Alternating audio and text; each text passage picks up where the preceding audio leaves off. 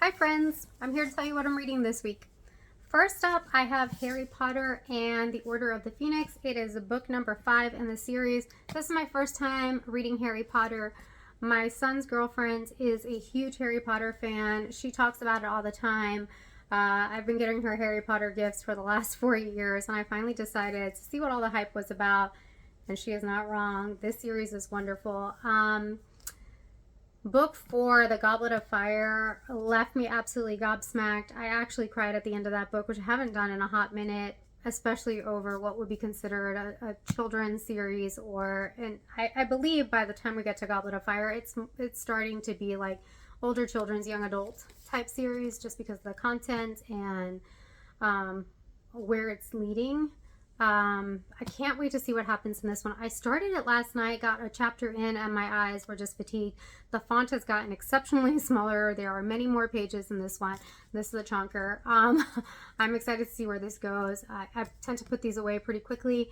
I'm not sure if that's going to be possible with this one just because the font is so much smaller. We're talking about a heftier book, but I'm excited about this series. It usually tends to be a quick read just because it is so immersive. I mean, the experience of being in this world is just something else. I really love the series.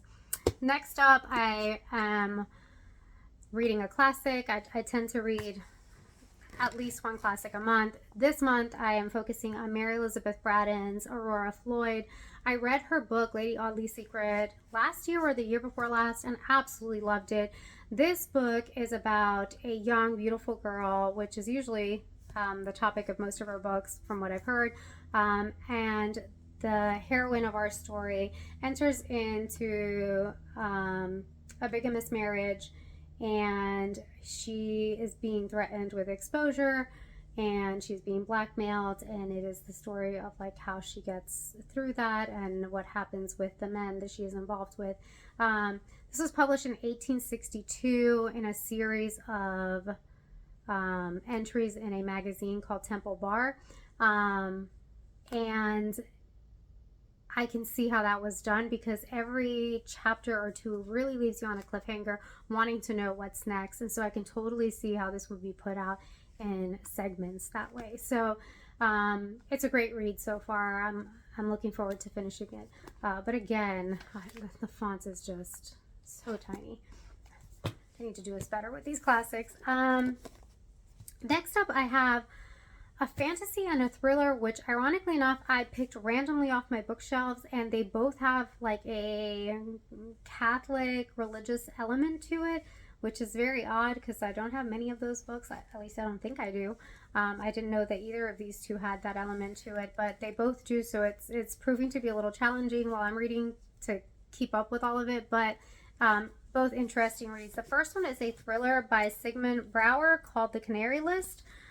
This one is about a 12-year-old foster child. She's been in the system since she was 4 or 5, and she has always sensed evil. She has kind of a gift for sensing demonic presence or evil presence around her, and she currently feels like she's being hunted by an evil presence, and she wants to be helped by her teacher, who is a man who is grieving the loss of his young daughter. And so he is being pulled by wanting to help a student who he cares about, but also by wanting to connect with her because he feels like he is also connecting with his daughter in some way. But this eventually leads... from the synopsis on the back, it says, it isn't long before his discoveries lead him to a darker conspiracy, secrets guarded by the highest seat of power in the world, the Vatican. I wanted to just read a chapter to kind of like whet my appetite, and I ended up reading 7 chapters, and there are already demonic sacrifices in here. It's getting wild, like, and 7 chapters and 26 pages in, it was getting pretty wild last night. So I'm interested. We'll see where it goes. The next book is a fantasy book. It's called Miserere, and it is the debut novel by Teresa Frohock. When was this published? It had some good reviews online when I looked. She's a Canadian author, it seems like. It was published in 2011, so I don't know what else she's published since. I read 1 chapter, and it's so far so good. the premise is pretty interesting. We have our main character who has sacrificed somebody that he truly loved, Rachel. She has been possessed by a demon because of him in order to save his sister, who is now in a seat of power, holding him hostage. She is in a seat of power, and she is trying to bring demons from the underworld into power here on Earth. And he manages to escape, and he is looking for redemption and forgiveness from her, and ultimately from a group of knights that he works with who have special magical powers that can hopefully save the world from these demonic presence that she is trying to bring to power. So far, so good. I glimpsed at chapter 2, and it is kind of odd because it didn't say anything in the synopsis, but chapter 2 takes place in current times. So I'm wondering how that's going to link to this old fantasy Knight's Tale and demons. Interested to see where it leads. So we'll see. And finally, a book that I was reading and just DNF'd last night, The Troop by Nick Cutter. I've always been a huge horror fan.